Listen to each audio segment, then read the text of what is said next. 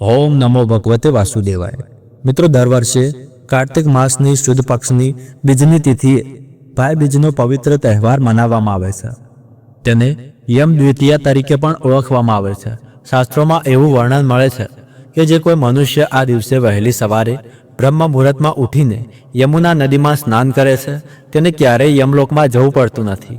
તે અકાળ મૃત્યુથી મુક્ત થઈને પુત્ર પૌત્ર વગેરે સંતાનોથી સમૃદ્ધ થાય છે અને અંતે મોક્ષ પ્રાપ્ત કરે છે।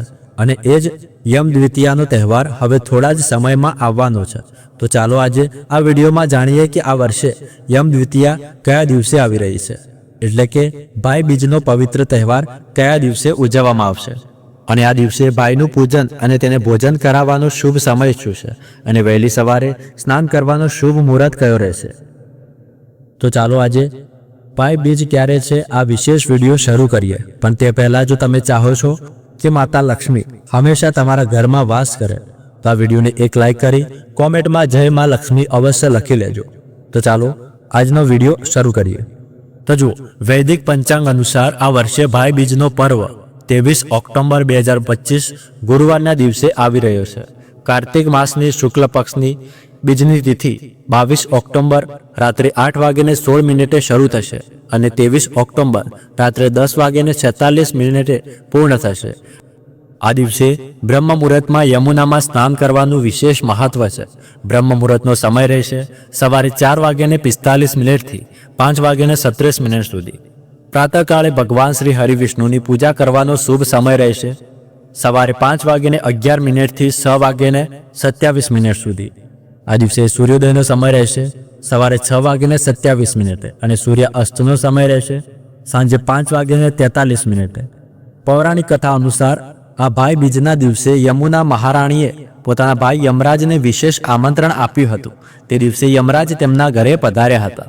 આ પ્રસંગને યાદ કરતા જ આજે પણ યમ દ્વિતીયા એટલે કે ભાઈ બીજના દિવસે બહેન પોતાના ભાઈને તિલક લગાવી તેનું પૂજન કરે છે અને તેને પોતાના ઘરે ભોજન માટે આમંત્રિત કરે છે। તો આ દિવસે ભાઈને તિલક કરવાનો અને પૂજન કરવાનું શુભ મુહૂર્ત રહેશે બપોરે 1:13 થી લઈને 3:28 વચ્ચે। આ દિવસે અભિજીત મુહૂર્ત રહેશે સવારે 11:43 થી 12:28 વચ્ચે। વિજય મુહૂર્ત રહેશે બપોરે 1:58 થી 2:43 વચ્ચે।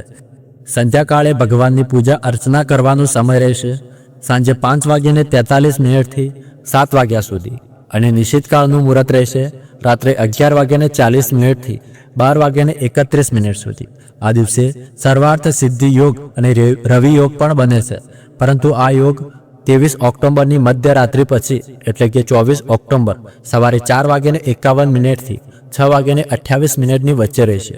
આ દિવસે રાહુકાળનો સમય રહેશે બપોરે 1:30 થી 2:54 વચ્ચે। અપરાહ્ન સમય દરમિયાન યમરાજના પૂજન પહેલા જો પ્રાતઃકાળે યમુના સ્નાન કરવામાં આવે તો તેનું અત્યંત શુભ ફળ આપણને પ્રાપ્ત થાય છે। પૂજન પછી યમરાજજીને અર્ધ અર્પણ કરવું અનિવાર્ય ગણાયું છે। પુરાણોમાં આવું વર્ણન મળે છે કે કાર્તિક મહિનાના શુદ્ધ પક્ષની બીજની તિથિના દિવસે યમુના મહારાણીએ પોતાના ભાઈ યમરાજજીને પોતાના ઘરે ભોજન માટે આમંત્રિત કર્યા હતા અને તે દિવસથી આ તિથિને યમ દ્વિતીયા તરીકે ઉજવવામાં આવે છે। આ દિવસે યમુના નદીમાં સ્નાન કરવાથી બધા પાપો નષ્ટ થાય છે, આયુષ્ય અને ધન વૃદ્ધિ થાય છે। આ દિવસે તીર્થ સ્નાન કરનાર વ્યક્તિને અંત સમયમાં યમદૂત આવતા નથી, પરંતુ ભગવાન શ્રી હરિના પાર્ષદ તેને વૈકુંઠ લઈ જાય છે। શાસ્ત્રો કહે છે કે જે બહેન આ દિવસે પોતાના ભાઈને પ્રેમપૂર્વક ભોજન માટે બોલાવે છે તેને અખંડ સૌભાગ્યવતી થવાના આશીર્વાદ મળે છે અને આ દિવસે બહેનના ઘરે ભોજન કરનાર ભાઈને દીર્ઘાયુષ્યની પ્રાપ્તિ થાય છે। બહેન પોતાના ભાઈને તિલક લગાવી તેના દીર્ઘાયુષ્ય, સુખ, સમૃદ્ધિ અને મંગલની કામના કરે છે।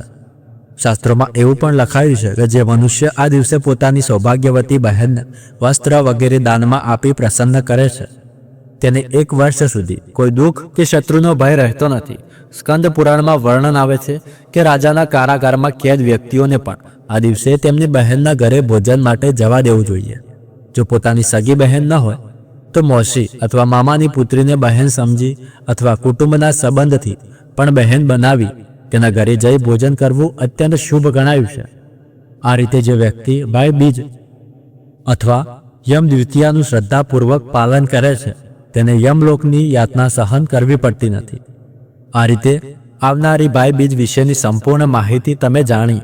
આશા છે કે આ વિડીયોમાં જણાવેલ શુભ મુહૂર્તોનો લાભ લઈ તમે તમારા ભાઈ દૂજ અને યમ દ્વિતીયાનો પર્વ આનંદપૂર્વક ઉજવશો. વૈદિક વ્રતો અને તહેવારો વિશેની વધુ માહિતી મેળવવા માટે તમારી પોતાની ચેનલ સંપૂર્ણ જ્ઞાન ગુજરાતીને સબસ્ક્રાઇબ કરો અને અમે ફરી મળીશું ભાઈ બીજ અને યમ દ્વિતીયાની પૌરાણિક કથા સાથે. ત્યાર સુધી ધન્યવાદ.